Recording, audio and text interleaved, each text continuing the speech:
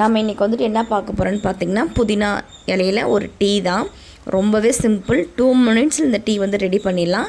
நீங்கள் கன்சீவாக இருந்தீங்கனாலும் okay, கன்சீவாக try பண்ணுறீங்கனாலும் okay, மற்றவங்க நார்மலாக இருக்கிற பீப்புள்ஸ் அவங்களுக்குமே இது ஓகேங்க. நீங்கள் எல்லாருமே இந்த டீ வந்து குடிக்கலாம். எக்ஸ்பெஷலி பார்த்திங்கன்னா ரொம்ப நாள் வந்து ப்ரெக்னென்ட் ஆகாமல் இருப்பீங்க, அவங்க அப்புறமேட்டு டியூரிங் ப்ரெக்னன்சி வந்து டீ குடிக்கலாம் போல் இருக்குது, அந்த மாதிரி இருக்கிறவங்கலாம் இது வந்து நீங்கள் தாராளமாக ட்ரை பண்ணலாம்.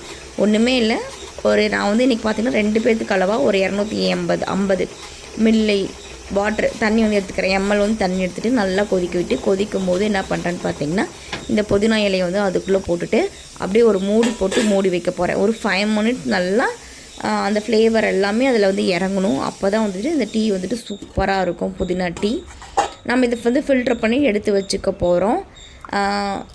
ரொம்ப நாளாக கன்சீவாக ட்ரை பண்ணுறவங்க வந்துட்டு டீ காஃபி அதிகமாக குடிப்பாங்க. அந்த மாதிரி குடிச்சிங்கன்னா ப்ரெக்னென்ட் ஆகவே வந்துட்டு வந்து ஹெல்ப் பண்ணவே பண்ணாது.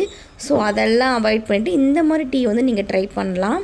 ஃப்ளேவருமே அட்டகாசமாக இருக்குங்க, சூப்பராக இருக்குது. மென்ட்டோட ஃப்ளேவர் சூப்பராக இருக்குது. மெயினான விஷயம் என்னென்னு பார்த்தீங்கன்னா ரொம்ப கொதிக்கலாம் குடிக்கக்கூடாது.